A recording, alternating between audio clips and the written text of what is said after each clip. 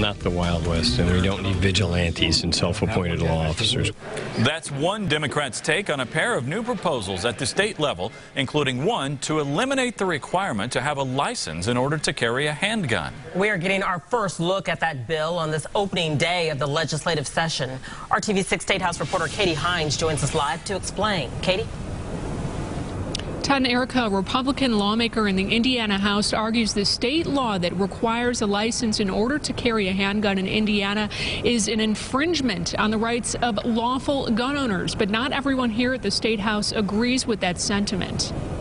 Heavenly Father, we come before you today with grateful hearts. Governor Pence marks the start of the 2016 legislative session with prayer For the men and women who serve in the agencies of our executive branch. The short 10-week session is expected to include contentious battles over a number of issues, one of which could be guns. A newly filed House proposal would get rid of the state law that requires a permit to carry a handgun in Indiana. Unless you're prohibited from carrying a gun in the state of Indiana, you're going to get a license.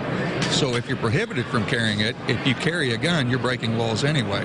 Representative Jim Lucas is sponsoring the measure and a second that would prohibit public state colleges and universities from regulating the possession of guns on campus. People that have it in their mind to murder innocent women or children, the laws aren't going to stop them. But the only thing a gun law does is prevent the lawful person from being able to defend themselves. But the ideas aren't sitting well with House Democrats. Representative Ed Delaney argues the state has few regulations on guns left. And they're the hardcore central provisions of the law. I don't want to see those changed. We need to move in the other direction to protect our public more, not in this direction. The governor says he hasn't reviewed the proposals yet, but he says he thinks the state has a good framework of laws in place to protect Second Amendment rights. When we look at some of the violence that has beset communities around the country, I believe now more than ever it's important that we protect the right of law-abiding citizens in this state.